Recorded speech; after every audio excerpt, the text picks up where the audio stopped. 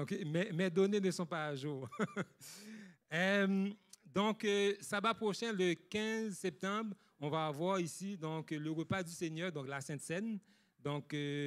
C'est un moment important pour l'Église, donc un temps de renouvellement de notre alliance avec le Christ. On vous invite à préparer vos cœurs pour ce service et soyons en paix les uns avec les autres afin que rien ne fasse obstacle à la communion spirituelle.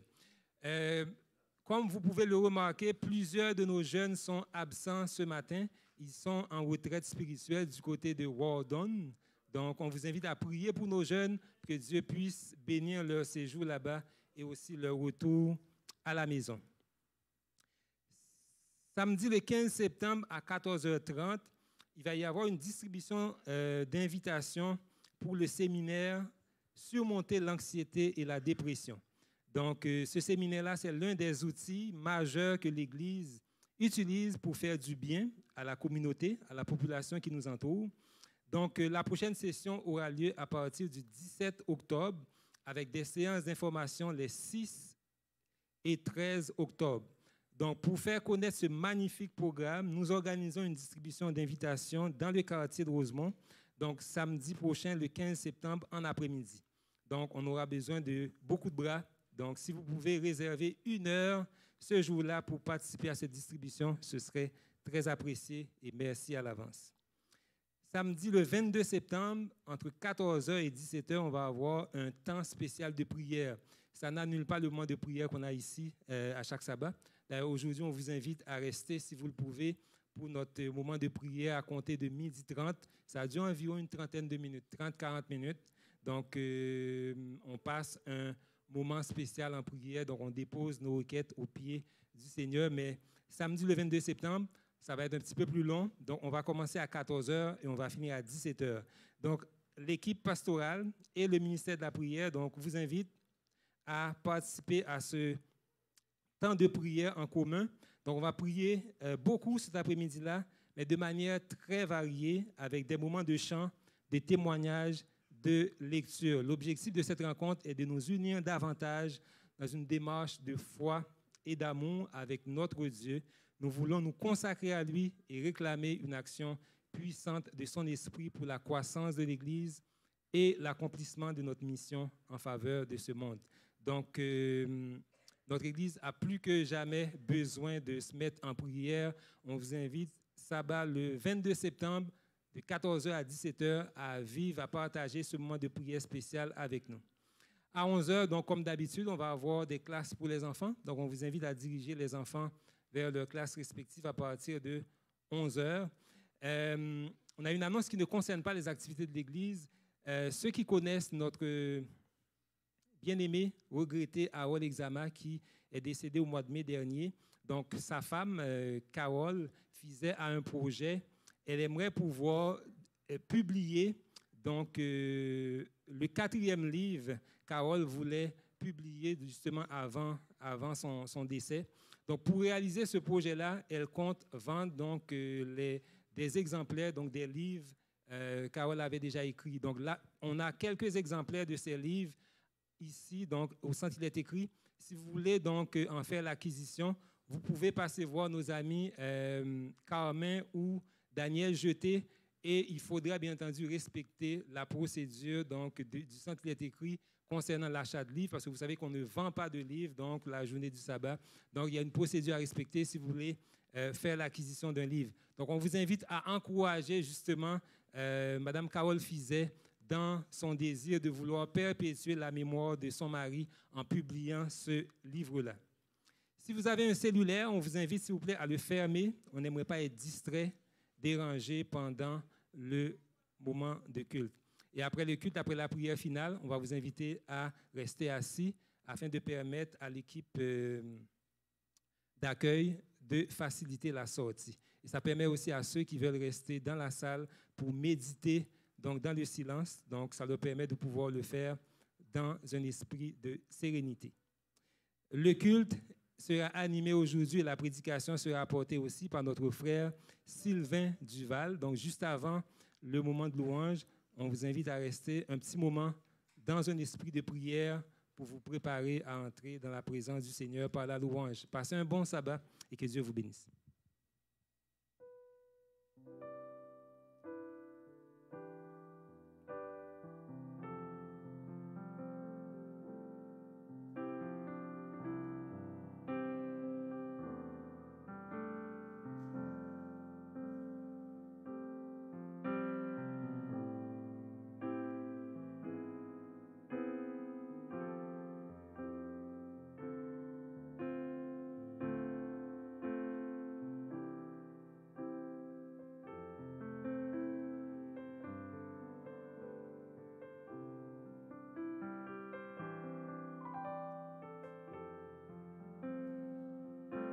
Oui, bon Papa Céleste, on veut te dire merci ce matin pour le privilège que tu nous donnes d'être tous réunis ici. Alors que nous représentons cette communauté chrétienne, nous venons devant toi, Seigneur, parce que c'est toi la tête, c'est toi le chef de l'Église. Alors que ce matin, on veut te demander la douce présence de ton Saint-Esprit. On veut aussi honorer la personne du Saint-Esprit ce matin. Alors qu'on sait que tu as fait une promesse à tes premiers disciples, alors qu'ils étaient dans la chambre haute. Tu les as appelés à attendre cette promesse, oui, la promesse du Saint-Esprit. C'est au nom de Jésus que j'ai prié. Amen. Vous pouvez vous mettre debout. Et bienvenue à tous.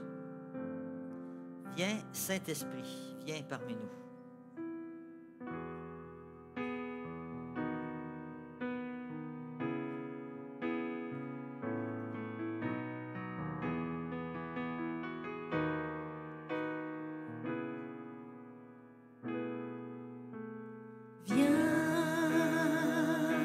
Saint-Esprit, viens par ton vent, remplir le temple que je suis. Oh, viens. Saint-Esprit, souffle puissant, brise d'amour, courant de vie, souffle sur moi, souffle sur moi, souffle, souffle sur moi, souffle sur moi, souffle, souffle sur moi, souffle vent de Dieu. Viens, Saint-Esprit, viens par ta pluie, mouiller la terre que je suis. Oh, viens, Saint-Esprit, flot impétueux, source d'amour, fleuve de vie, coule sur moi, coule sur moi, coule sur moi, coule sur moi, coule sur moi, coule pluie de Dieu. Viens, Saint-Esprit, viens par ton feu,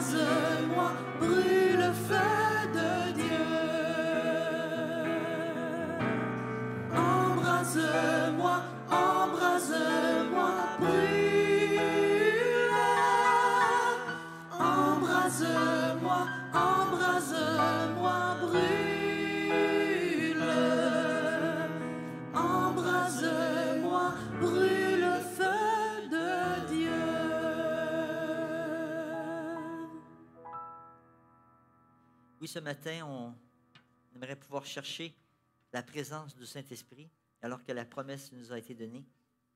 Et le Saint-Esprit veut souffler sur nous aussi, non seulement sa présence, mais aussi sa puissance de transformation afin de purifier nos cœurs. Invitons le Saint-Esprit.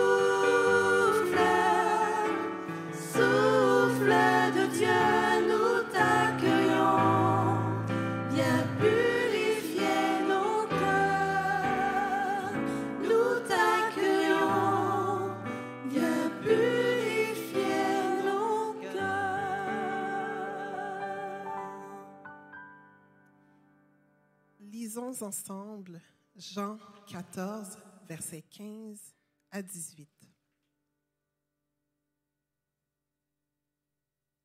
Si vous m'aimez, gardez mes commandements. Et moi, je prierai le Père, et il vous donnera un autre consolateur, afin qu'il demeure éternellement avec vous. L'Esprit de vérité, que le monde ne peut recevoir, parce qu'il ne le voit point et ne le connaît point. Mais en vous, vous le connaissez, car il demeure avec vous et il sera en vous. Je ne vous laisserai pas orphelin, je viendrai à vous. Amen. Vous pouvez vous asseoir. Et ce matin, dans le cadre de méditation sur l'expérience de la communauté chrétienne, et aussi dans le cadre des petits groupes de soutien de partage. Comme vous savez, on soutient ce ministère ici, au Centre d'écrit de Montréal.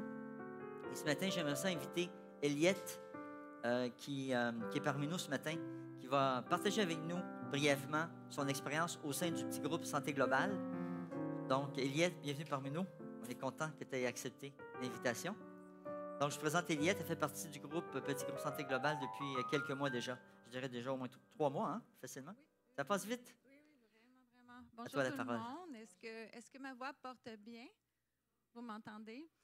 J'ai rien préparé parce que je me suis dit que toute l'information que j'avais à dire, tout ce que j'avais ressenti et que je ressentais allait remonter. Jusqu'au moment où j'ai vu la caméra, là, je me suis dit, oh, OK, j'aurais peut-être dû préparer quelque chose, mais bon, je vais y aller spontanément et pardonnez-moi si y a quelque chose que pas que j'ai oublié, vous ne le saurez pas, mais si c'est moins long que j'ai pensé. Donc, moi, je suis arrivée ici à Il est écrit parce que j'avais vu à la télévision anglophone le docteur Nedley.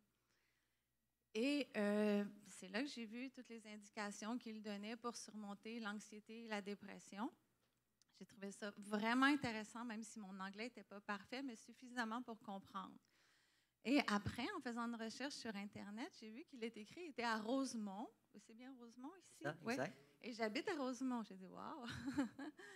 Donc, je suis venue et j'ai sonné, je suis entrée et j'ai rencontré une dame France avec une autre que j'ai oublié son nom. L'accueil a été tellement formidable, mais moi, je venais seulement acheter le livre et je repartais. J'avais besoin d'informations, j'avais besoin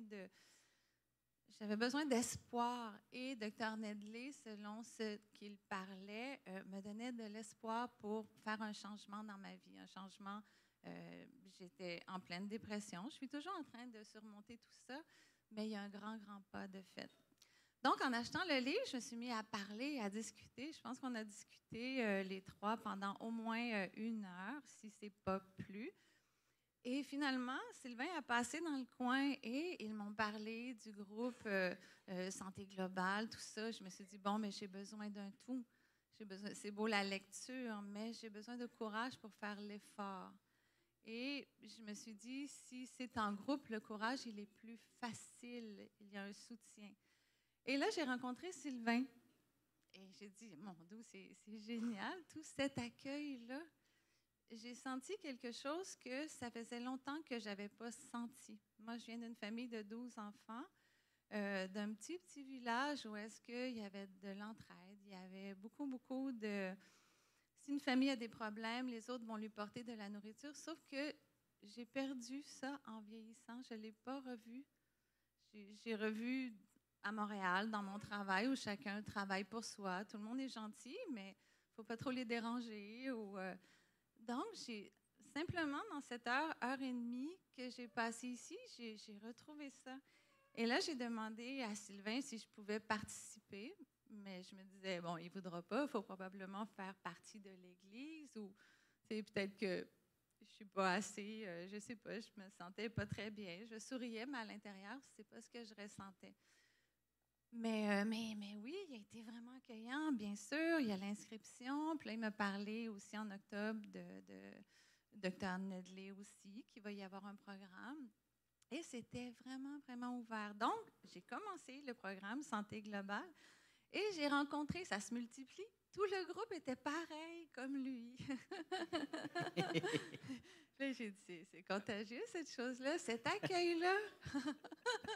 Peu importe qui j'étais, ce que je disais, moi j'ai un sens de l'humour quelquefois sarcastique, mais là, jamais de jugement. C'était, bon, on rit, peut-être que c'était pas toujours drôle, mais on riait quand même. Là. Et ça m'a fait du bien. Donc, dans ce groupe-là, j'avais besoin, je savais que ça passait par la nourriture, par l'exercice, mais je n'avais pas le courage de le faire. À lire, je me suis dit, peut-être que ça va me donner le courage, mais j'avoue que le fait d'être ensemble, de voir les autres faire l'effort et de voir ce don-là, le don gratuit. C'est drôle à dire, on dirait que c'est 2 mots qui se ressemblent, là, mais pour moi, c'est important le mot gratuit. Ça veut dire, s'il y a un retour, tant mieux. S'il n'y en a pas, il n'y en a pas. Et c'était comme, wow, cet accueil-là que j'ai retrouvé, que j'avais connu dans ma jeunesse et que j'ai perdu autour de moi par la suite. Donc, les cours, une fois, c'était l'alimentation végétarienne, mais on explique pourquoi. On explique pourquoi c'est bon. Qu'est-ce que ça fait dans ton corps? Et aussi l'exercice, de faire travailler toutes les parties du corps. Parce que j'avais compris que ce qui ne fonctionne plus dans le corps ne fonctionne plus dans le cerveau. C'est connecté. Donc, pour moi, c'était important et je retrouvais ça là. Donc, grâce à tout ça, je me suis acheté une bicyclette. Depuis ce temps-là, je fais plusieurs kilomètres par jour à bicyclette. Et j'ai seulement continué et de voir ces beaux sourires-là à toutes les fois que je venais, soit pour le cours de l'alimentation ou le cours de l'exercice physique, me fait du bien encore aujourd'hui. Est-ce qu'on peut applaudir Eliette? Elle s'est pris en main. Merci Eliette. Dieu te bénisse. Lâche-toi. Donc le Seigneur fait le travail à chaque jour et c'est une partie de cette expérience de la vie chrétienne en communauté. Et c'est pour ça qu'aujourd'hui, on veut dire au Seigneur, je te donne tout. Parce que lorsqu'on donne notre cœur à Jésus, lorsqu'on donne notre vie à Jésus, il nous restaure physiquement, mentalement, émotionnellement, socialement et spirituellement, bien sûr. Des fois, on a peur de parler de spiritualité parce qu'on vit dans une société postmoderne. Mais sachez une chose, qu'il n'y a pas de restauration physique sans cette restauration aussi spirituelle. Donc ce matin, on dit au Seigneur, je te donne tout, je te donne mon cœur.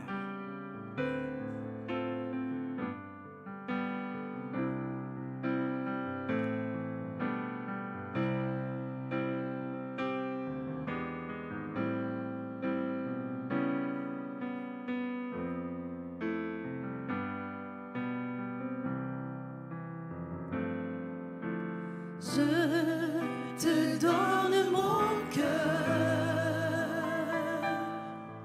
il ne m'appartient plus. Ce que j'ai de meilleur,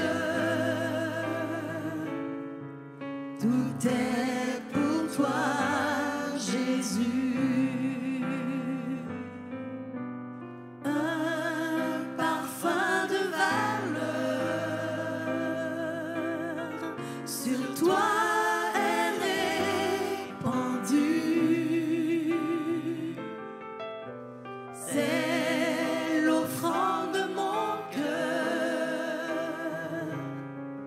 Je suis à toi, Jésus. Prends mon âme, prends mon cœur, je te donne tout.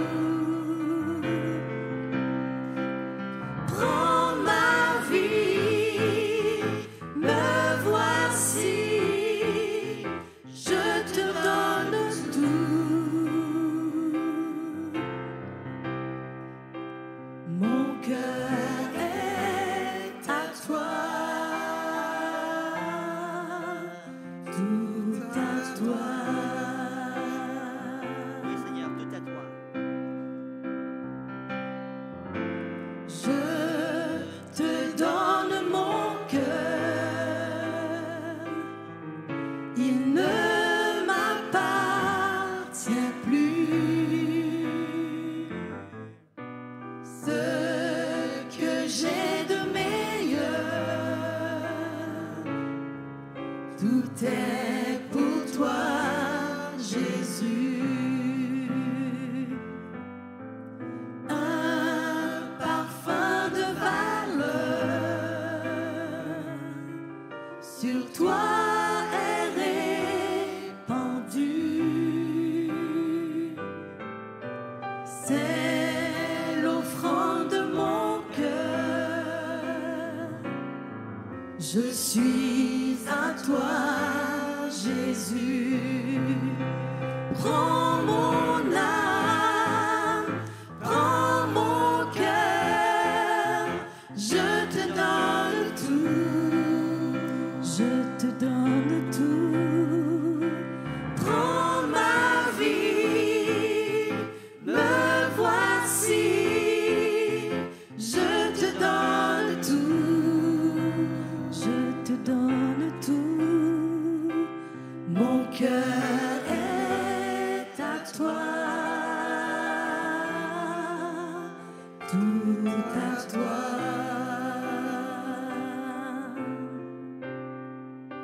Prends mon âme, prends mon cœur, je te donne tout, je te donne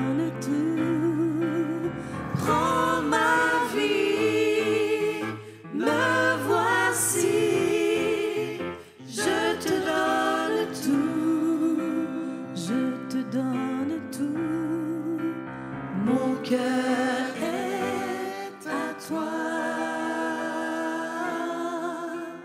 tout à toi. Mon cœur est à toi. Mon cœur est à toi, tout à toi.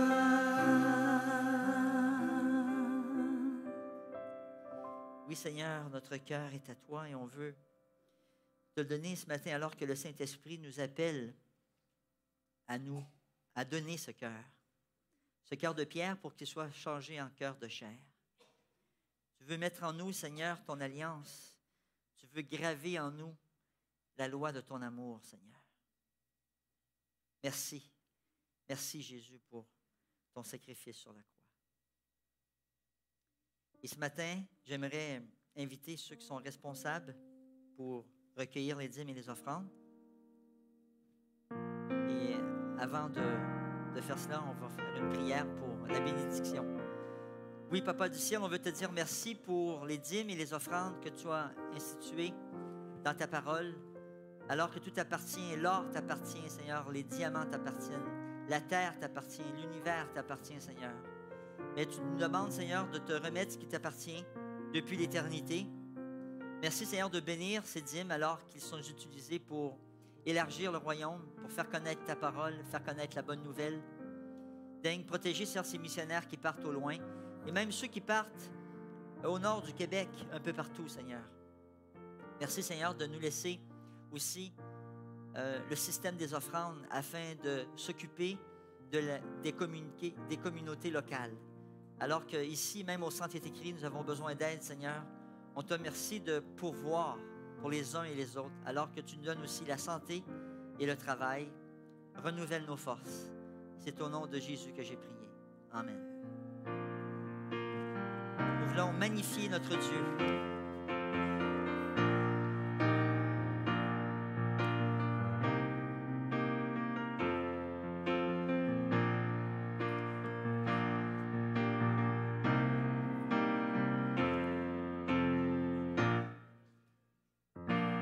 Magnifierai ton nom sur la terre entière.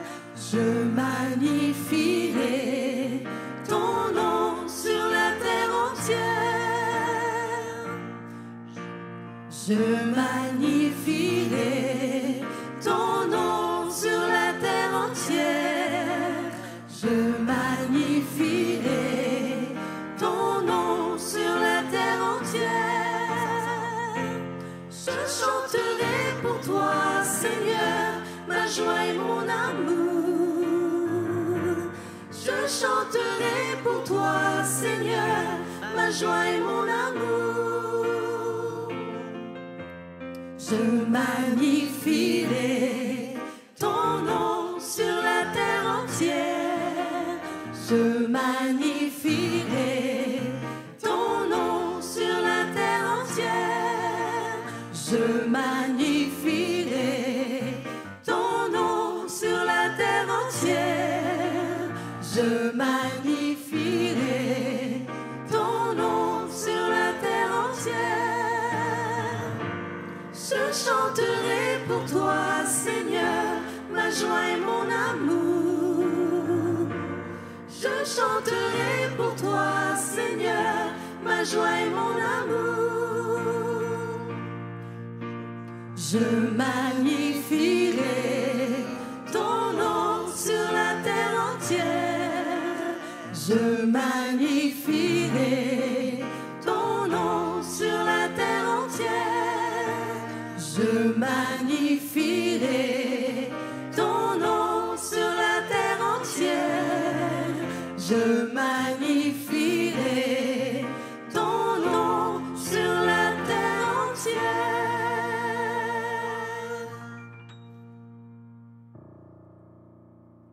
Alors que nous vivons cette expérience spirituelle ensemble ce matin, le Saint-Esprit aussi nous appelle à vivre dans l'unité à chaque instant.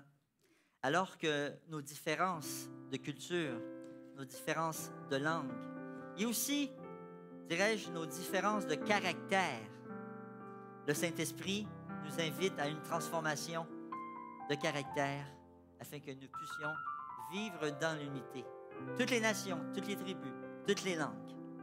Merci Seigneur, parce que c'est seulement à travers le Saint-Esprit que nous pouvons expérimenter cette relation spéciale les uns avec les autres. Nous voulons vivre l'unité.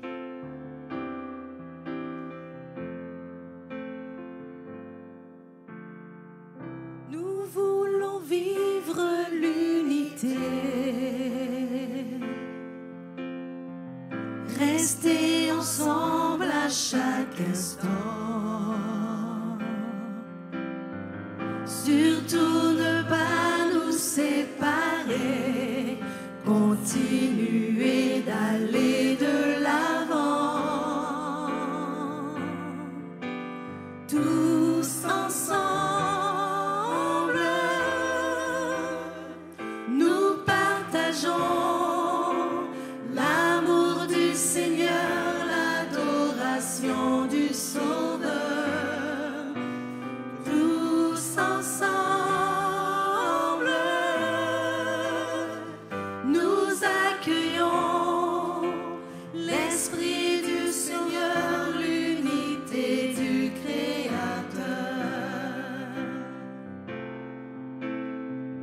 Nous voulons te rester fidèles et devenir un même corps. Travailler au lien de la paix, marcher toujours dans le même esprit. Tous ensemble, nous partageons l'amour du Seigneur, l'adoration du Sauveur. Tous ensemble, nous accueillons l'Esprit du Seigneur, l'unité du Créateur. Reconnaissons nos différences. En Dieu, elles seront notre force. Nous allons partager ensemble, chercher encore le royaume de Dieu. Tous ensemble, nous partageons l'amour du Seigneur, l'adoration du Sauveur. Tous ensemble, nous accueillons l'Esprit du Sauveur, l'unité du Créateur. Tous ensemble, nous partageons l'amour du Seigneur, l'adoration du Sauveur. Tous ensemble, nous accueillons l'Esprit du Sauveur, l'unité du Créateur. Oui, tous ensemble, nous voulons accueillir l'Esprit Saint, l'Esprit de notre Sauveur Jésus-Christ. Et avec ces paroles, sans plus tarder, nous allons commencer le partage ensemble de la parole. On a le privilège ce matin d'être à la fois à la louange et au partage de la parole. Je remercie le Seigneur pour aussi la jeunesse qui sont partis hier pour une retraite spirituelle. Donc, veuillez prier pour eux, bien sûr. On a, je pense, au moins une trentaine ou une quarantaine de jeunes qui ont décidé d'aller au nord de la Naudière, près de Rawdon, pour une retraite. Donc, priez pour eux vendredi, samedi, dimanche. Ils seront là-bas. Et pour Nicole aussi, qui va partager avec ce groupe une méditation, des réflexions pendant le week-end. Donc, que le Seigneur puisse les bénir et les fortifier. Dans le cadre de mon stage pastoral actuellement à Drummondville, j'ai eu le privilège de pouvoir rencontrer les gens sur le territoire là-bas. Puis, c'est sûr que dans ma tête, avec l'expérience que j'ai eue au Centre écrit, l'expérience que j'ai eue aussi dans le district espagnol avec les petits groupes, c'était clair qu'on devait mettre en place un petit groupe. Et on a commencé avec un petit groupe d'études bibliques, un groupe de partage. Et je rends gloire au Seigneur aujourd'hui parce qu'on a déjà 8 visiteurs. Donc, à l'époque, avec Pasteur José Lisée, qui a fait un bon travail aussi de mise en contact avec des gens. Avec Alain et Marie-France, là-bas, actuellement, on travaille. Et on a, oui, des gens qui viennent nous visiter. Et spécialement, je pense à Solange, qui nous a appelés, qui a écouté l'émission « Il est écrit » aussi, un peu comme Eliette, et qui est venue nous voir parce qu'elle était intéressée au petit groupe Santé Globale. Donc, une dimension à la fois spirituelle, physique, émotionnelle, relationnelle et émotionnelle, mentale aussi. Et là, actuellement, on étudie Actes des apôtres, comme l'Église le fait actuellement à travers le monde, mais sans nécessairement utiliser l'école du sabbat. Pour certains qui ne connaissent pas ce fascicule, c'est un genre de petit guide pour nous aider à étudier la Bible. Et on a un volet, et le Seigneur m'a vraiment parlé clairement qu'il ne faut pas avoir peur de mettre en place aussi un volet spirituel dans nos petits groupes de santé globale. D'ailleurs, le programme cette année au Centre est écrit. À la fin de l'année, on enclenche le processus avec les lois de la santé, mais à partir de janvier aussi, on va rajouter un module sur l'étude de la parole de Dieu. On va passer du temps à étudier des livres spécifiquement. J'ai mis l'expérience que nous avons actuellement d'étudier Actes des apôtres et l'histoire de l'Église primitive. D'ailleurs, le texte que j'ai ce matin est dans Actes des apôtres, chapitre 2. Donc, depuis quelques temps, je fais 2 séries. Lorsque je suis au centre, je partage le livre de Josué, qui est un de mes personnages préférés dans la Bible, et Actes des apôtres. Et ça donne bien. On a étudié Actes des apôtres pendant presque tout le trimestre. Donc, j'ai été gâté parce que ça m'a donné beaucoup d'informations historiques, théologiques aussi pour la préparation de mes thèmes. Donc, je rends gloire au Seigneur pour ça ce matin. Et on a beaucoup à parler du chapitre 2. La dernière fois, j'ai parlé du chapitre 1. Et dans le chapitre 2, il y a plusieurs parties. Et le chapitre 2 est connu surtout pour l'expérience de la Pentecôte. Le titre du message ce matin, c'est « L'expérience de la communauté chrétienne ». Et justement, en parlant de la communauté chrétienne, ce matin, j'aimerais inviter une famille qui vient de loin, Shani, Vicky, et j'aimerais aussi inviter, bien sûr, Naha, Elisabeth, Isaac, la petite famille de Shani. Et ce matin, on a le privilège de présenter un bébé. Et on nous pose souvent cette question-là, est-ce que je peux venir au Centre écrit pour présenter mon bébé? Pourquoi pas? Mais vous savez que chaque chrétien devrait appartenir à une communauté chrétienne. Dans le cas de Shani et de Vicky, ils nous viennent de loin. Je dis de loin parce qu'en réalité, le Québec, c'est très grand. Ils sont dans le secteur de l'Abitibi. Pour ceux qui ne savent pas, c'est vraiment au nord du Québec. Bienvenue, Shani. Content de vous avoir. Content de vous voir ici. Hey, bonjour ma belle. Il y a des princesses, il y a des princes, il y a des bébés aussi. Tu me le prêtes un instant? On va voir comment il va réagir. Donc, on a le privilège d'avoir cette belle famille. Habituellement, au Centre est écrit, c'est vrai qu'on ne permet pas aux gens qui n'appartiennent pas à la communauté du Centre de... Oui, ben moi aussi, je suis d'accord avec toi. Oui, oui, c'est le cadeau qui t'intéresse, toi, hein? OK, j'ai compris, là. C'est le cadeau qui t'intéresse. C'est ça qui t'intéresse, hein? Ah, mon petit coquin. Et là, qu'est-ce qui arrive, c'est que souvent, malheureusement, on doit dire ou refuser des parents qui veulent présenter leur enfant ici. Lorsque vous appartenez au Centre, c'est écrit, vous vous êtes fait baptiser ici, la famille appartient au Centre. Bien, ça nous fait plaisir, bien sûr, de faire ça parce que Jésus a accueilli les enfants. Et comme Shani et Vicky demeurent très loin, ils n'ont pas vraiment une église dans leur coin. Et Shani descendait justement en fin de semaine parce que demain, dimanche, il est écrit, il va faire des enregistrements d'émissions.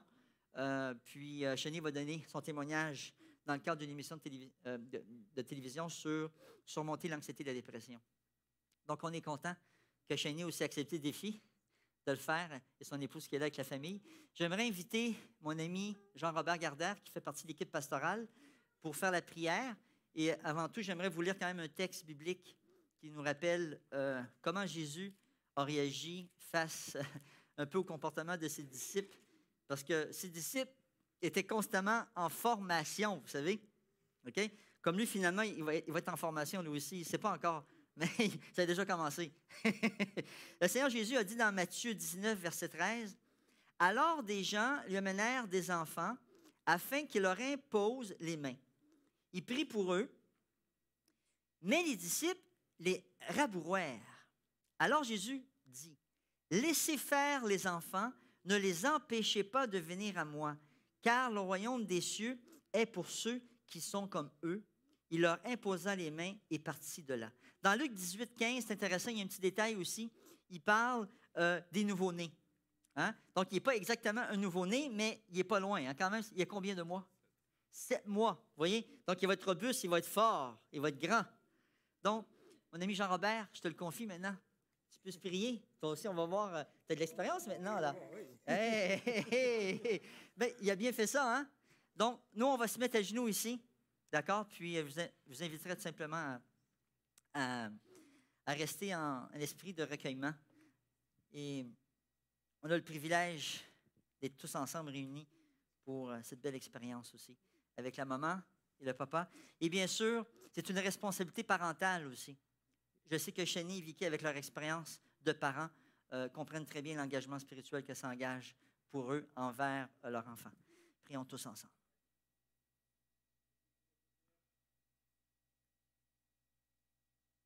Nous sommes infiniment reconnaissants pour la vie. Merci pour tout ce que tu fais dans la vie de tes enfants. Merci d'avoir béni la famille de Shani et de Vicky avec l'arrivée de Mika, bon père. Seigneur, tu as gardé Vicky tout au long de cette grossesse et tu lui as permis de mettre ce bébé au monde. Toute la gloire est à toi. Merci pour tout. Seigneur, nous voulons en ce moment remettre cette famille entière entre tes mains. On te demande, s'il te plaît, de faire de leur maison ta maison. Permets que ton Saint-Esprit, la puissance de ton Saint-Esprit, puisse régner au sein de cette maison et accorde aussi chaque jour à Shani et à Vicky la sagesse afin qu'ils puissent instruire ces enfants-là dans tes voies, afin que, rendus grands, ils soient des témoins fidèles pour toi. Permets aussi, mon Père, que ces enfants puissent grandir dans la connaissance de ta parole. Préserve-les, bon Père, de toutes les influences, de toutes les mauvaises influences de ce monde, parce que nous savons qu'il y en a, bon Père. On te demande, s'il te plaît, de les garder, de préserver la semence de ta parole qui va être semée dans leur cœur, afin qu'ils puissent rester attachés à toi jusqu'à la fin. Et c'est au nom et par les mérites de Jésus, ton Fils, qu'on te prie. Amen. Amen. Amen. Et encore une fois, vous savez, habituellement, le papa, la maman et la famille appartiennent à la communauté qui reçoivent les enfants. Malheureusement, je dis malheureusement, c'est sûr qu'on aimerait bien avoir Shani et Vicky avec nous ici. Hein? Pourquoi pas? Mais ils doivent repartir au nord à 6 heures, 7 heures de route. Donc, ce n'est pas facile pour eux d'être dans des lieux isolés. Mais j'espère qu'à chaque fois qu'ils vont venir ici, accueillez-les comme votre famille. D'accord? Parce qu'ils font partie du corps du Christ. On a ce petit cadeau aussi. Moi, quand j'ai vu ce livre-là, j'ai dit, j'aurais aimé ça l'avoir quand j'étais jeune. Puis, regardez ça. C'est pas beau? Il rouvre comme ça. Regardez. C'est génial. Donc, chaque page est cartonnée comme ça avec une possibilité de... Regarde, mon ami, peut-être tu vas devenir... Hein? Faut pas t'avoir peur des géants, hein? Par la foi. Donc, que Dieu vous garde. Bienvenue parmi nous. Bien sûr, le papa veut parler. Ça, on aime ça. Je veux dire que si on est des visages pas tellement familiers, peut-être pour vous, mais pour nous et nos enfants, vous êtes assez familiers parce qu'on vous écoute pratiquement chaque semaine. Merci, Shani, de me rappeler ça. Quand on arrive ici, nous, on salue les gens qu'on voit chaque semaine. On a l'impression de vous connaître. Et ça va nous faire plaisir de vous connaître aussi. Merci, Shani, de nous rappeler ce point-là. On peut les applaudir?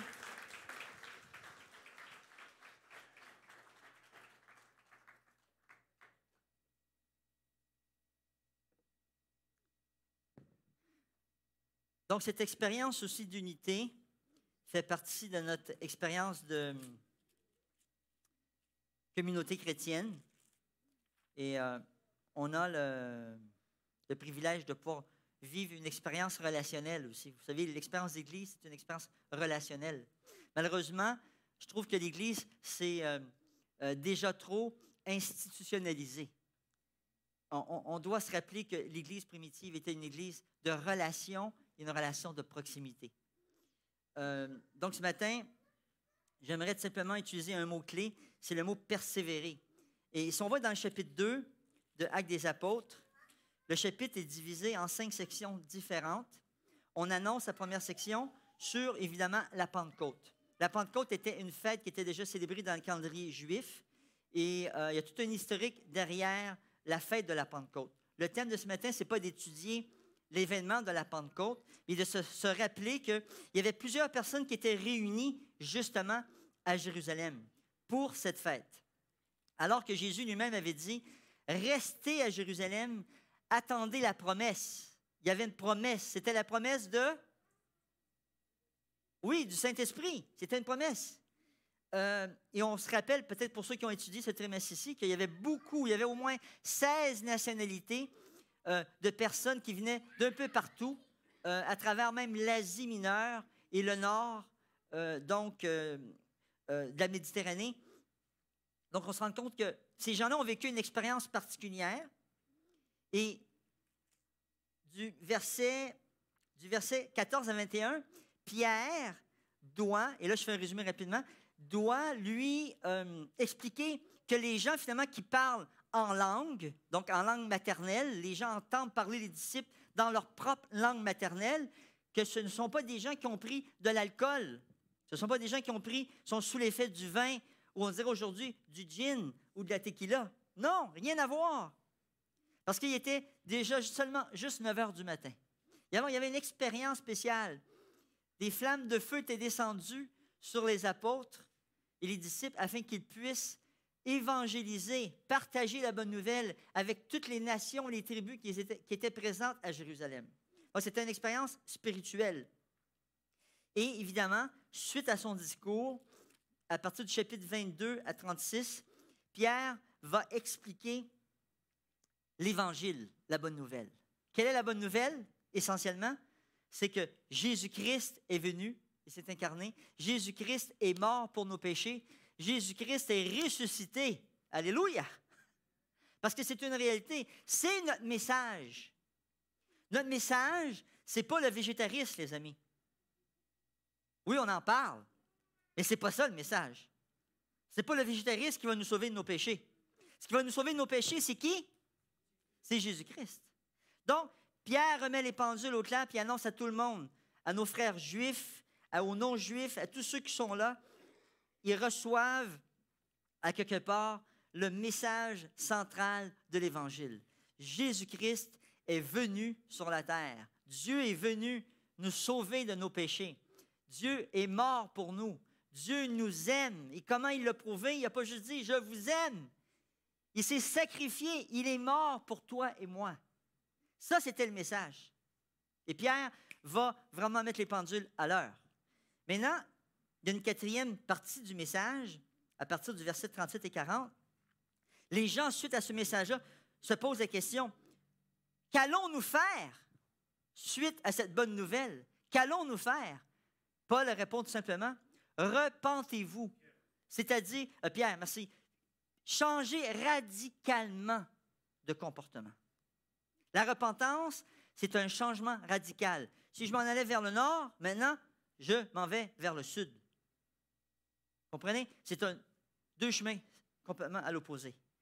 Donc, il dit non seulement changer radicalement au verset 38, que chacun de vous reçoive le baptême au nom de Jésus-Christ pour le pardon de ses péchés, et vous recevrez, bien sûr, le don du Saint-Esprit. Et on se rappelle que durant cette journée, lorsque Pierre a prêché, 3000 âmes se sont converties, sans compter les femmes et les enfants. Moi, je pensais que vous étiez pour dire « Wow, ça se peut-tu? » C'est incroyable. C'est juste à cette époque-là. Les amis, c'était la puissance du Saint-Esprit qui était répandue. Le Saint-Esprit qui touche les cœurs, parce que nous, les humains, même si on parle à nos frères, à nos sœurs, à nos amis, d'ailleurs, aujourd'hui, on nous dit que la terre est rendue un village, nous sommes tous des frères et des sœurs. Et le Saint-Esprit, lui, c'est lui qui va convaincre. Donc, Pierre nous dit, maintenant, suite à ce message, c'est de se repentir, de changer de direction, de se faire baptiser, d'accepter le message de la bonne nouvelle, d'accepter Jésus-Christ. Et suite à cette expérience, bien, le chapitre 2 termine avec cette dernière section, versets 42 à 47, que nous allons étudier ce matin. Cette section nous révèle l'impact que le Saint-Esprit a eu sur la communauté chrétienne, sur Pierre, sur les disciples, les apôtres. D'ailleurs, on sait que dans l'expérience que les disciples au début, ceux qui étaient avec Jésus, donc spécifiquement ses apôtres, n'étaient pas réellement unis. Ils se battaient encore pour des positions et des postes. Ils ont même passé 40 jours, si vous vous rappelez, avec Jésus, lors de sa résurrection, Actes des Apôtres, chapitre 1, pour continuer leur formation intense. Jésus voulait s'assurer qu'ils avaient compris. Mais on s'est rendu compte qu'ils n'avaient pas encore compris parce qu'ils pensaient encore au pouvoir romain. Ils étaient sous l'emprise du pouvoir romain et Jésus leur a dit, non, revenons au sujet principal. Dans quelques jours, c'est-à-dire dans 10 jours, vous allez recevoir une puissance, la puissance du Saint-Esprit, qui va complètement vous transformer. Effectivement, chapitre 1, verset 14, on nous dit, même on peut lire à partir du verset 13, « Quand ils furent rentrés, ils montèrent dans la chambre à l'étage où ils se tenaient d'ordinaire. Il y avait Pierre, Jean, Jacques, André, Philippe et Thomas, Barthélemy et Matthieu, Jacques, fils d'Alphée, Simon le Zélote et Judas, fils de Jacques. Tous, d'un commun accord, étaient assidus à la prière avec des femmes, Marie, mère de Jésus, et les frères de celui-ci. » Dans ma version à moi, on dit le mot « assidu ». Dans chapitre 2, verset 42, on nous dit, après avoir vécu cette expérience intense de prière, ils reçoivent, ils préparent leur cœur à recevoir le Saint-Esprit. Ils reçoivent le Saint-Esprit, le message est donné d'accepter Jésus-Christ, de se repentir et d'accepter le baptême pour le pardon de nos péchés. On nous dit au verset 42, « Voici maintenant l'expérience de cette nouvelle communauté chrétienne. » Et à quelque part, lorsqu'on se réunit en petits groupes de partage, en groupe de soutien, où prenons-nous l'agenda de la soirée? C'est un agenda biblique, les amis. Ce n'est pas un agenda inventé par les hommes. Oui, bien sûr, peut-être qu'il y a une bienvenue, mais on a une prière aussi. Avec le petit groupe Santé Globale, on travaille aussi avec des valeurs, l'amour, l'acceptation, le non-jugement, le respect, l'accueil, l'anonymat, la confidentialité, le progrès spirituel, l'écoute, le service. Ce sont des valeurs du royaume de Dieu. Nos frères et sœurs, les premiers disciples, ont vécu ces valeurs de façon intense. On nous dit ici, ils étaient assidus, premièrement, à l'enseignement des apôtres. Et le mot assidu qui est là, dans ma version, moi, je ne peux pas vous dire qu'il est traduit parfaitement, mais si vous cherchez la racine de ce mot-là, en réalité, c'est un mot qui nous rattache à porter attention de façon constante à quelque chose. C'est de rester fidèle et de rester déterminé dans la discipline de la vie chrétienne.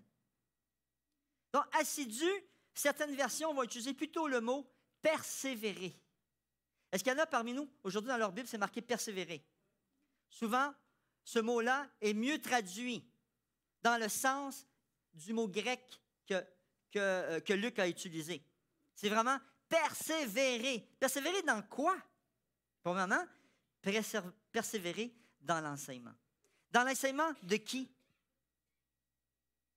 Merci. Parce que c'est sûr que le texte dit des apôtres, mais Claude nous dit de Jésus-Christ. Oui, parce que dans Matthieu 28, si vous vous rappelez, non seulement on reçoit l'invitation de faire des disciples, mais de persévérer dans l'enseignement de Jésus. Matthieu 28, verset 20, c'est marqué « Persévérer dans l'enseignement de Jésus ». Jésus a enseigné le plan du salut. Jésus nous a enseigné l'amour. Jésus nous a enseigné le service. Jésus nous a enseigné l'écoute. Jésus nous a enseigné le progrès spirituel, les valeurs de son royaume. Maintenant, est-ce que nous, en tant que communauté, nous vivons réellement ces valeurs et ces enseignements? Parce qu'on peut bien les lire, mais est-ce qu'on les lit? Et ça m'a fait réfléchir quand Hélène, à un moment donné, parce qu'il fait partie du petit groupe aussi, Hélène fait partie du petit groupe Santé Globale, est une de mes assistantes avec Linda. L'idée me dit, Sylvain, écoute, les valeurs, ce ne serait pas intéressant aussi qu'on ne puisse pas les vivre aussi dans le ministère Accueil et Service? C'est juste comme si, boum, elle me donnait un genre de petite claque pour me faire réfléchir que, oui, les valeurs, on ne va pas les vivre seulement dans le petit groupe, mais il faut les vivre dans l'Église et dans chacun des ministères auxquels on est attaché. L'amour doit toujours être présent. L'écoute doit être présent. Le progrès spirituel doit être présent. L'esprit de service doit être présent. Donc, de persévérer. Et maintenant, oui, nous avons ces valeurs, nous avons ce message. Nous avons Jésus qui a marché. Jésus était la loi qui marchait. Jésus était l'amour qui marchait. L'amour de son prochain. L'amour envers son Dieu. Jésus l'a manifesté. Jésus est le Maître. Et notre message, il est résumé aussi dans Actes des Apôtres, chapitre 2, versets 23 à 24. Maintenant, persévérer dans l'enseignement de quel message? C'est marqué, cet homme livré selon les décisions arrêtées dans la prescience de Dieu, donc Dieu avait déjà prophétisé la venue du Messie en Jésus-Christ, vous l'avez supprimé en le faisant crucifier par des sans-lois. Dieu l'a relevé en le délivrant des douleurs de la mort, parce qu'il n'était pas possible qu'il soit retenu par elle. Amen. Alors, dans 1 Timothée chapitre 6, on nous dit que le seul qui possède l'immortalité, c'est qui? C'est Jésus. Les gens aujourd'hui cherchent l'immortalité parce que j'en connais pas un qui ne va pas passer par la mort. La source de l'immortalité, c'est Jésus-Christ. Pourquoi? Parce qu'il a éliminé, il a porté sur lui, il a porté sur la croix tous les péchés d'humanité. Et nous savons très bien que le salaire du péché, c'est la mort. Maintenant, une autre dimension de notre message dans lequel on doit persévérer, 2,31, chapitre 2, verset 31, c'est mentionné clairement. Il a vu d'avance. Qui ça? C'est le message de Pierre qui parle maintenant de notre patriarche David. Il a vu d'avance David. OK? La résurrection du Christ et il en a parlé en disant qu'il n'a pas été abandonné au séjour des morts et que sa chair n'a pas vu la décomposition. Ce Jésus, Dieu l'a relevé. Nous en sommes tous témoins. J'ai envie de dire, alléluia. J'ai envie de dire amen. Parce que les amis, est-ce qu'on croit réellement au message de la résurrection? Est-ce qu'on est capable d'en parler? Est-ce qu'on est capable de l'expliquer? C'est de l'espoir. La mort a été vaincue, les amis. Ça, c'est notre message central. Donc, arrêtons de tourner en rond. Persévérons dans l'enseignement de Jésus-Christ et ceux des apôtres. Soyons clairs, nous avons un message clair. Et en tant que petit groupe de soutien et de partage, on veut que la parole de Dieu soit au cœur aussi de notre croissance spirituelle. Il n'y a pas de croissance spirituelle sans Dieu. Il n'y a pas de croissance spirituelle sans la parole de Dieu. Il n'y a pas de croissance spirituelle sans la présence du Saint-Esprit. Donc, le Seigneur m'a parlé clairement en me disant, oui Seigneur, comment on peut faire pour rejoindre ces gens? On répond à leurs besoins. Mais le besoin le plus profond de chaque être humain, c'est la restauration spirituelle de leur âme. De se préparer pour la résurrection. Se préparer, et pour nous, c'est complètement nouveau. Se préparer pour la vie éternelle. On ne sait pas c'est quoi la vie éternelle, parce que nos amis meurent à droite et à gauche. Les gens autour de nous meurent. On ne sait pas c'est quoi la vie éternelle. Mais annonçons cette vie. Parce que en Jésus-Christ, nous pouvons déjà commencer à vivre cette vie éternelle. On peut déjà commencer à expérimenter cette restauration. Parce que lorsqu'on accepte Jésus, lorsqu'on le reçoit, il restaure notre âme.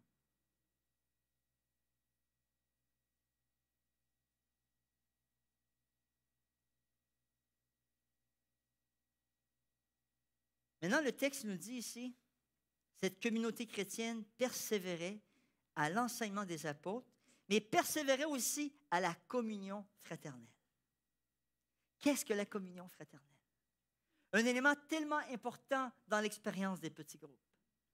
Et je rends gloire à Dieu pour l'expérience d'Éliette. Pour le peu de temps qu'elle était avec nous, elle a pu expérimenter cette expérience de koinonia. Koinonia, c'est le mot en grec pour dire cette expérience de communion. C'est koinonia. Nous vivons une expérience ce matin de communion fraternelle. Ça me fait plaisir de découvrir mon frère. Peut-être qu'il me connaissait déjà, mais moi, je vois tellement de visages. J'ai eu l'opportunité de le saluer, de voir son ami avec lui. Et ainsi de suite, de pouvoir saluer des nouveaux ce matin, ou des gens qui ont voyagé, qui sont arrivés de loin pour nous voir.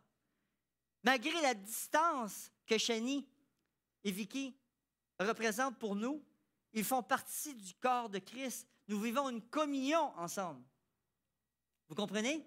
C'est une communion. Et ce mot « koinonia », Paul le réutilise dans 1 Corinthiens chapitre 1, verset 19, en disant « C'est une communion avec le Fils, c'est une communion aussi avec le Père, et c'est une communion avec le Saint-Esprit. » Donc, le Seigneur nous invite à vivre cette expérience de communion. Il va mentionner, bien sûr, Paul, koinonia, dans l'expérience de la communion, dans la célébration de la Sainte Seine, le repas du Seigneur. Nous avons une communion ensemble au sang et au corps du Christ, imaginez-vous, symboliquement parlant. Le jus de la vigne qui représente le sang de Christ versé sur la croix pour nos péchés, pour le pardon de nos péchés. Son corps meurtri, le pain représente son corps meurtri, frappé pour nous, mort pour nous, afin que nous soyons en communion. D'ailleurs, Jésus dit dans 1 Corinthiens chapitre 11, « Continuez à célébrer le repas du Seigneur jusqu'à mon retour. » Pourquoi? Parce qu'il veut nous laisser l'opportunité, à travers ce message de la communion, que rien ne peut nous séparer de l'amour de Dieu et rien ne peut nous enlever l'amour que nous avons les uns envers les autres. Sauf, quoi?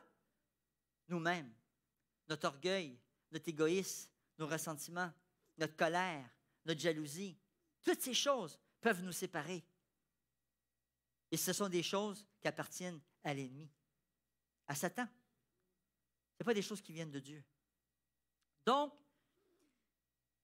persévérer dans la communion fraternelle, c'est être conscient de notre communion avec Christ et notre communion les uns envers les autres.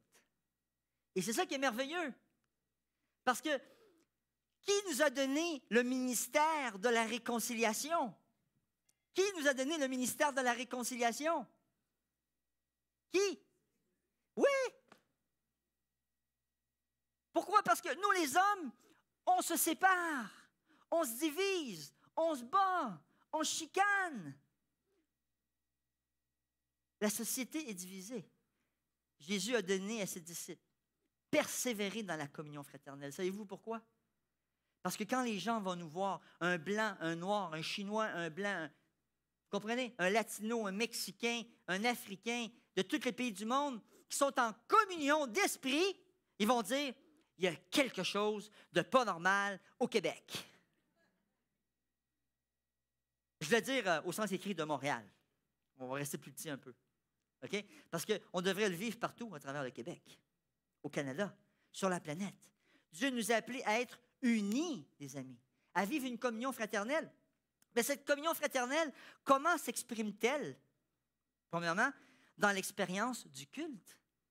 Le fait de venir ce matin ici et regarder le visage de notre assemblée ce matin, c'est un visage multiculturel. Gloire à Dieu. Imaginez-vous que ce matin, on aurait juste des Chinois ici. On se dirait, hey, qu'est-ce qui se passe? Mais ça l'arrive. Ça l'arrive au Québec. On a des églises qui sont un petit peu par secteur. Dans le mouvement adventiste au Québec, on a des églises. Vous rentrez, il y a juste des Philippinos. Vous rentrez, il y a juste des Russes. Vous rentrez, il y a juste. Non, pas je te pour dire juste des Mexicains, non. Il y a juste des Latinos.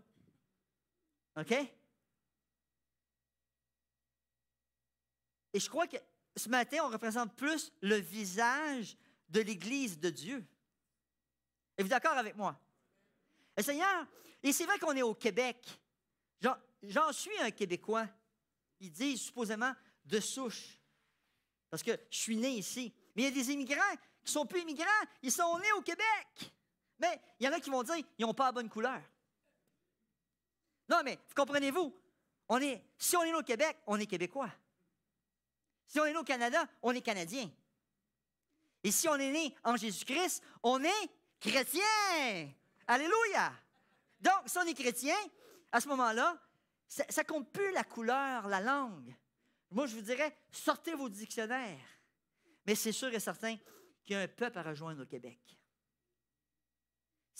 Et si je m'en vais en Chine évangéliser, je vais apprendre le chinois, le mandarin, peut-être.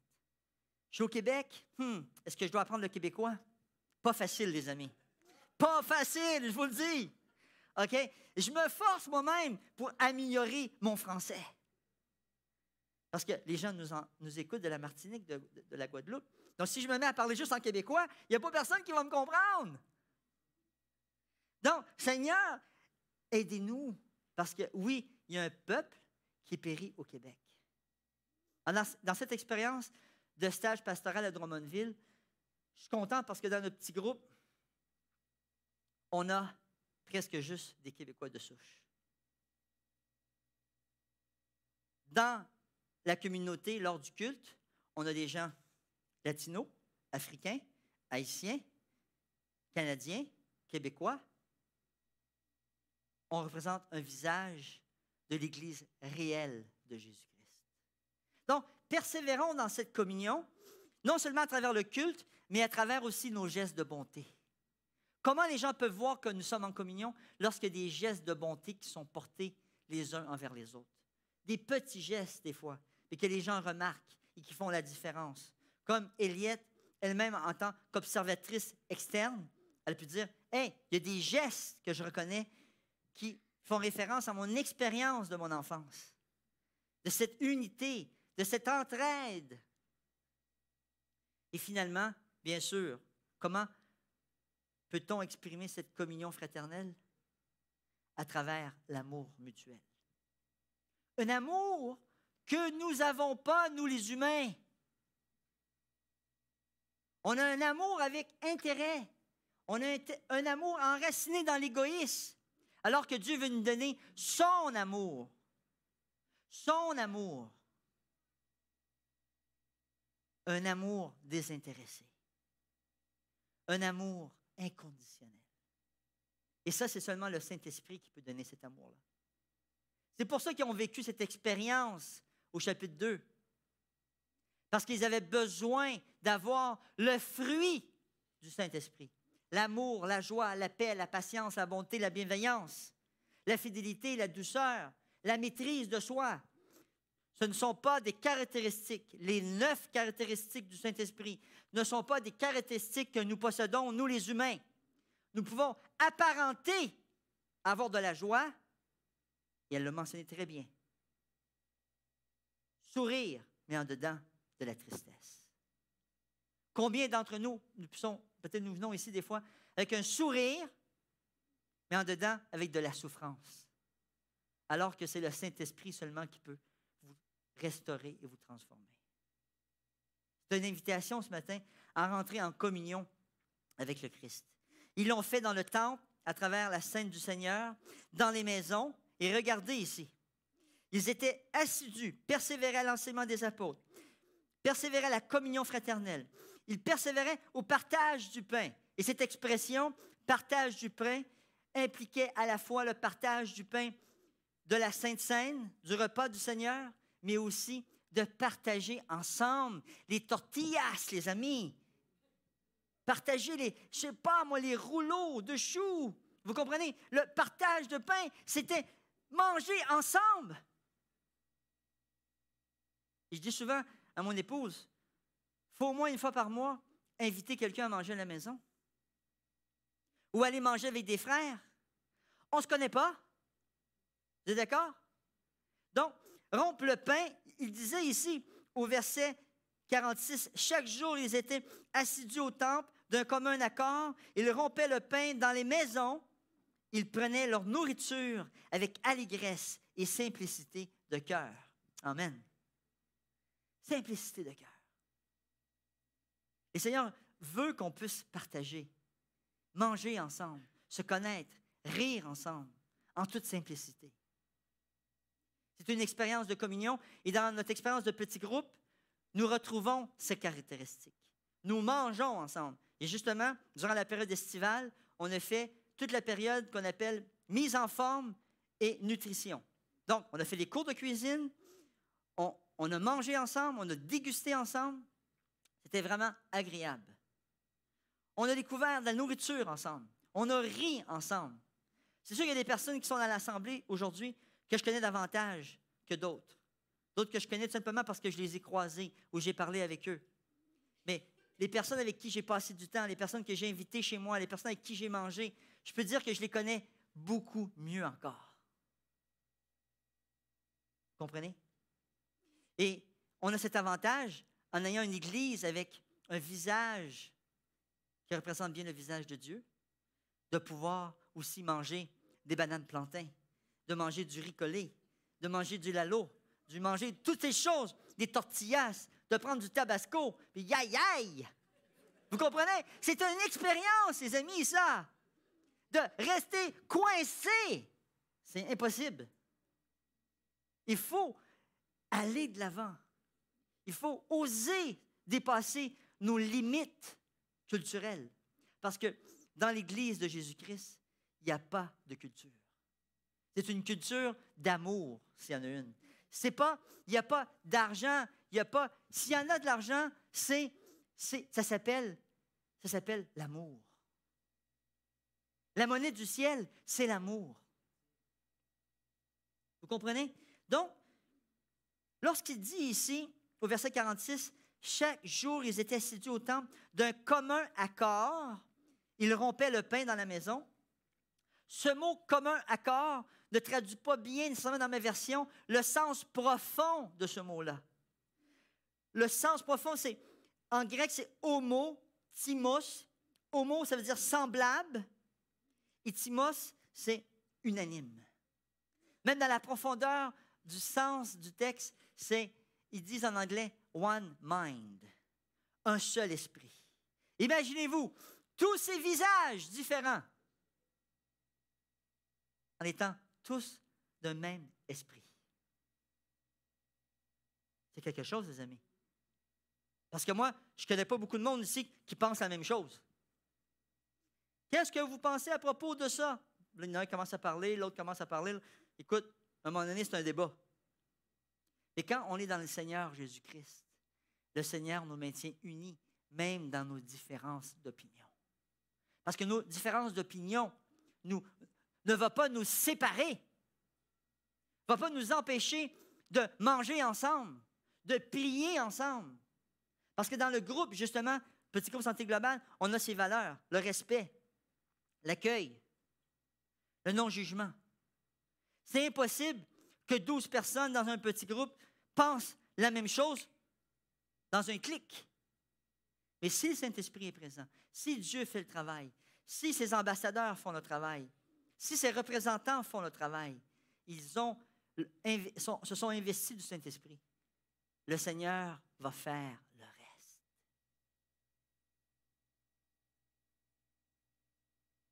Le travail à nous, c'est de chercher Dieu et de nous aimer les uns les autres. Cette expérience de communion chrétienne. Et pour terminer, Oui, persévérer dans l'enseignement. Oui, persévérer dans la communion fraternelle. Mais regardez ce qu'on nous dit au verset 42. Il persévérait aussi dans la prière. Et justement, mon frère Jean-Robert Garda, qui est responsable du ministère de la prière, disait à notre comité récemment, il me semble que l'Église a besoin de prier davantage. Merci Jean-Robert d'avoir suscité cet esprit. Parce que le 22 septembre, de 14h à 17h, on va avoir un temps spécial de prière. Oui, on dit merci aux sentinelles de prière. Une demi-heure à tous les samedis. On remercie tous ceux qui font la chaîne de prière dans la semaine. Moi, j'ai 5 à 6 partenaires de prière dans la semaine. J'en ai un le lundi, j'en ai un le mardi, j'en ai un le mercredi. J'ai des partenaires de prière. Je marche 10 km par jour en général, sauf le sabbat, et je fais ce que les Anglais appellent du prayer walking.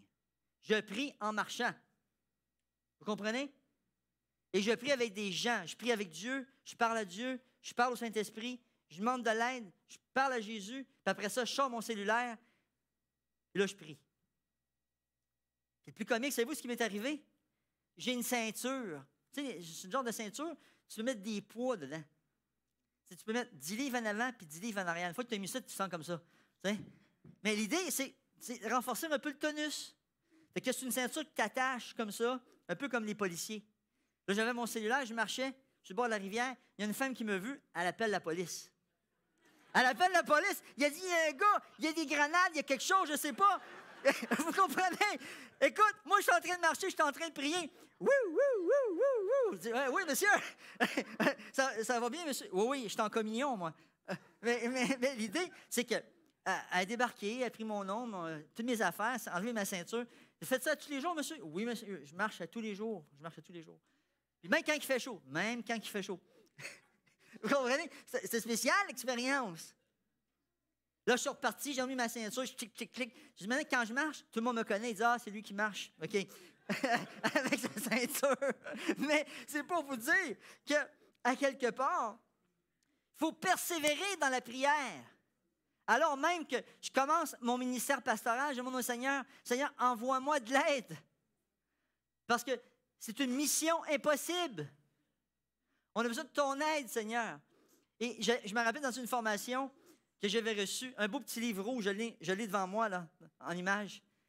Il dit, si un jour vous êtes pasteur, vous êtes même, je dirais, leader de groupe, que le pasteur, qui est juste une fonction en passant, là, OK? C'est que ce disciple de Jésus, qui a reçu le don pastoral, puisse s'entourer de guerriers de prière. Bien, mon ami François a prié pour moi. On est là. On a des guerriers de prière, les amis, parce que lorsqu'on est en première position, l'ennemi rugit. Il est comme un lion rugissant, regardant à qui dévorer. Et je remercie à tous mes partenaires, tous ces guerriers de prière qui prient pour moi, qui m'aident. Parce que sans la prière, ce serait impossible. Parce que le Saint-Esprit, on doit le demander. Donc, persévérer dans la prière, on le voit dans Actes des Apôtres, chapitre 1, verset 14. Ils ont vécu une expérience intense. 2,42, on le voit. Actes des Apôtres, traverser Actes des Apôtres, chapitre 6, verset 4. Mais dans Matthieu 18, il nous dit aussi, où il y en a 2 ou 3 réunis en son nom, je suis parmi eux. On se réunit puis on prie ensemble, les amis. Aïe, aïe, aïe. Est-ce qu'il y a plus de puissance? Vous pouvez être seul, prier, puis le Seigneur va vous répondre. Mais le fait d'être ensemble, comme Éliette disait, de se sentir soutenu. Ils ont vécu l'expérience Actes des Apôtres, chapitre 4, quand notre frère est retourné de la prison. Il frappait à la porte. Quelqu'un lui a dit, « Hey, il est là. » Il dit, « T'as vu un fantôme? » Non, il est là. Ils ont arrêté de prier, puis finalement, ils l'ont accueilli. Mais il dit que la terre tremble quand les chrétiens prient. C'est vrai que la terre a vraiment tremblé dans Actes des Apôtres. Mais ça nous fait une image aussi pour dire, quand on se met à prier ensemble, Satan tremble, les démons tremblent, l'ennemi s'enfuit. Parce qu'au nom de Yeshua, il n'y a pas personne qui peut résister, même pas les démons, les amis. Et ça, c'est une réalité qu'on doit commencer à expérimenter au niveau personnel souvent, avant de l'expérimenter au niveau collectif. et que dans nos groupes aussi, on puisse avoir une expérience de prière. Et dans le petit groupe de Drummondville, on a mis en place les petits carnets de prière comme ça. Maintenant, on a un temps où on demande aux gens de partager leurs requêtes et leurs moments de gratitude. Et on indique les prières. Et tous les matins, je me suis engagé à prier pour tous les noms qui sont là, pour toutes les requêtes qui sont là. Et à chaque fois qu'on se réunit de mardi en mardi à Drummondville, je dis, Seigneur, merci. Les gens ils disent, Seigneur, tu as répondu, Seigneur a répondu, Seigneur a répondu. Parce qu'il faut avoir aussi de la gratitude dans la vie. Parce que le Seigneur agit puissamment autour de nous. Donc, il faut insister et persévérer dans le rôle de la prière. Dans cette communion de vie chrétienne, la prière doit être présente. Et j'invite tous les hommes, tous les chefs de famille, toutes les femmes, toutes les chrétiennes à s'unir dans nos familles pour prier davantage. Parce que la télévision, l'iPad, tout ce qui est électronique prend la place. Même maintenant, on lit dans les livres pour couple qu'il faut créer des zones non Wi-Fi. Vous comprenez ce que je veux dire? Parce que quand les gens viennent chez moi, ils me disent « Hey, c'est quoi ton Wi-Fi? » Tic, tic, tic, tic. Tu sais? Bang, bang. Il s'assied sur le salon. Ting, ting, il est parti, ça fait déjà 2 minutes. OK? Mais l'idée, il y a tellement de Wi-Fi partout que maintenant, les livres disent pour les couples « Hey, trouvez-vous un spot où il n'y a pas de Wi-Fi? » Les amis, il n'y en a pas. Le Wi-Fi, il est dans les maisons partout. Il est dans le sous-sol, il est dans la cave, il est dans le grenier, il est dans les toilettes. Il y en a qui s'enferment dans les toilettes. Bing, bing, bing, bing, bing, bing. Vous comprenez? Fait que là, il faut décider de dire, OK, la table où ce qu'on mange, là, tu sais, la table, là, c'est une zone Wi-Fi. C'est dur, ça. Parce que le cellulaire, il est sur la table. Le cellulaire est dans les poches. Le cellulaire est dans sa coche. Ça veut dire qu'à quelque part, il faut enlever les cellulaires de sa table. Puisque c'est une zone Wi-Fi, le cellulaire ne marche pas. Parce qu'on l'a décidé ensemble. Non Wi-Fi, merci. C'est une zone non Wi-Fi. Donc, c'est une décision qu'on doit prendre ensemble. Une zone non Wi-Fi. C'est bien, je suis content, merci. Donc, j'aimerais vous inviter à créer cette zone non Wi-Fi. Maintenant, je ne sais pas si c'est possible, qui va m'aider à la technique. Je vais juste terminer avec cette photo. Une photo qui démontre aussi l'esprit de vie chrétienne. On a eu notre souper jeudi, justement, et le petit groupe Santé Globale, on a eu notre souper dans un restaurant assez confortable comme resto quand même, hein? Vous voyez? Avec des chaises du 20e siècle. Non, mais c'était vraiment un bon restaurant. On a trouvé des choses intéressantes. Je ne vais pas faire la promotion du resto. Vous pouvez chercher quel restaurant possède ce sofa, OK? Mais sinon, la seule chose que je vais vous dire, on a mangé vegan. Quand on est rentré, c'était marqué à l'entrée du restaurant, vegan à 100% et 110% amour. Je disais, c'est intéressant. Ça va déjà avec nos valeurs. Très bon service, on a bien mangé et on a partagé ensemble. On s'est réjouis. Et je vais vous dire, c'est une belle expérience. Je vous invite à vivre cette expérience. Ça fait partie d'un petit groupe. De vous associer à une équipe pour être formé.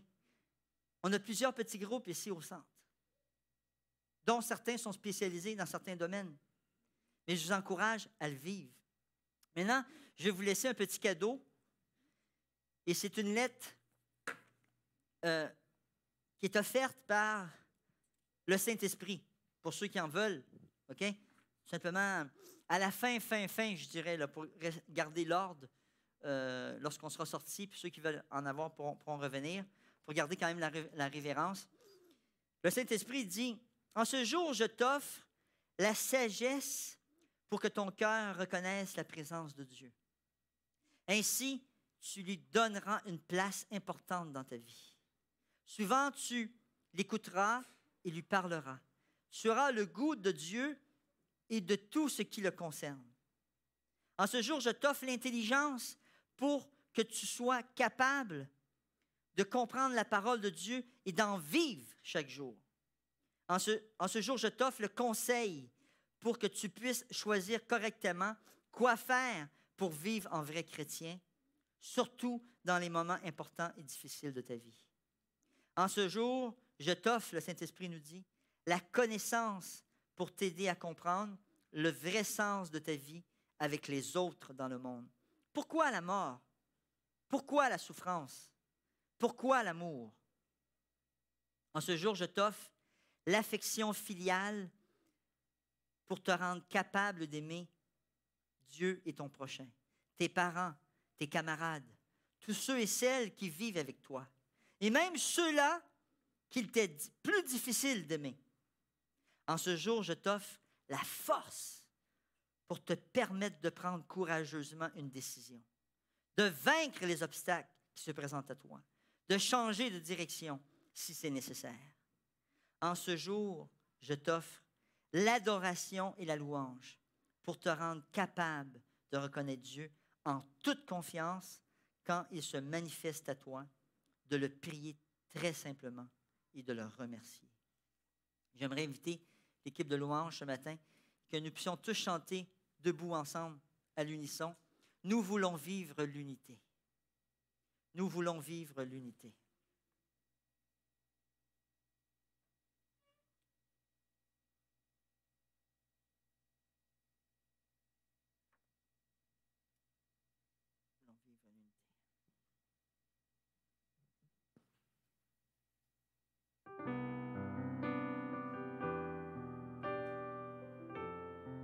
S'il y a des gens ce matin qui ont le désir d'expérimenter cette communion fraternelle, je vous inviterai à tout simplement vous avancer ce matin. Nous allons prier pour vous.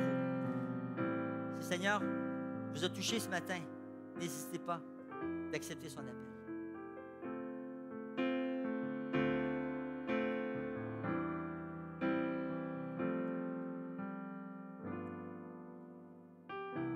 Nous voulons vivre l'unité, rester ensemble à chaque instant, surtout ne pas nous séparer, continuer d'aller de l'avant, tous ensemble, nous partageons l'amour du Seigneur, l'adoration du Sauveur. Tous ensemble, nous accueillons l'Esprit du Seigneur, l'unité du Créateur. Nous voulons te rester fidèle et devenir un même corps. Travailler au lien de la paix, marcher toujours dans le même esprit. Tous ensemble, nous partageons l'amour du Seigneur, l'adoration du Sauveur. Tous ensemble,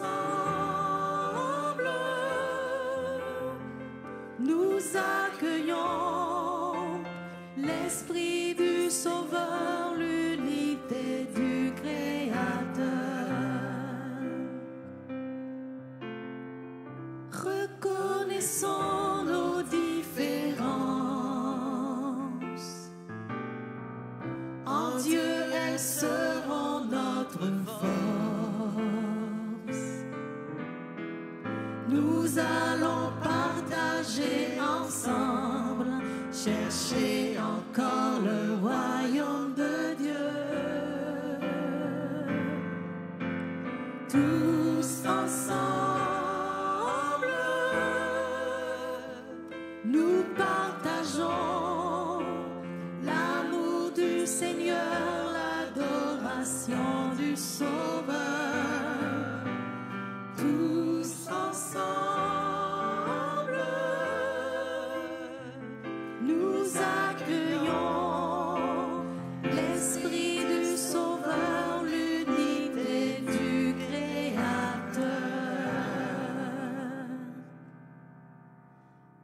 tous ensemble. Oui, Abba. Oui, Papito. Oui, Papa. Merci, Seigneur, pour ton Saint-Esprit envoyé sur ta communauté chrétienne, sur ton peuple. Alors, Seigneur, que tu veux tous nous unir dans nos différences. Tu travailles en nous, Seigneur. Tu détruis les obstacles. Tu détruis les frontières afin que nous puissions tous avoir, Seigneur, le même passeport. Un passeport vers l'éternité, vers la vie éternelle. On te demande, Seigneur, d'arracher de notre cœur, Seigneur, mauvaises herbes. D'arracher, Seigneur, nos ressentiments, nos rancunes. Et qu'à travers la persévérance dans l'enseignement de ta parole, Seigneur, la persévérance dans la communion fraternelle, dans la persévérance dans la prière, que tu puisses nous unir, Seigneur. Que tu puisses aussi unir les familles et les couples qui s'éloignent, qui se séparent, Seigneur, et qui ont arrêté de persévérer. Pour ces familles chrétiennes, Seigneur, qui ont abandonné la foi. Pour ces familles qui ont arrêté de persévérer dans l'enseignement de ta parole, Seigneur. De cette communion, comme cette belle famille qu'on a vue ce matin, Shani, Vicky et les enfants, qui représentent, Seigneur, ta volonté de voir un papa et une maman avec des enfants unis, Seigneur. Daigne, Seigneur, toucher toutes les familles au Québec. Aide les époux, aide les épouses, les enfants, Seigneur. Aide-nous à persévérer dans la prière aussi, en tant que peuple de Dieu. Je te demande spécialement pour tous ceux et celles qui ont fait le pas en avant ce matin. Daigne les bénir, les fortifier, les restaurer. Et c'est au nom de Jésus que j'ai prié. Amen. Vous pouvez vous asseoir et on va vous donner l'ordre pour la sortie avec le service accueil et service. Et pour ceux qui veulent des feuilles, c'est idéalement une par famille. Il y en a 80. Donc normalement, si on respecte le ratio, une par famille, vous êtes seul, vous êtes une famille. Vous êtes une famille de 5, une feuille, c'est suffisant.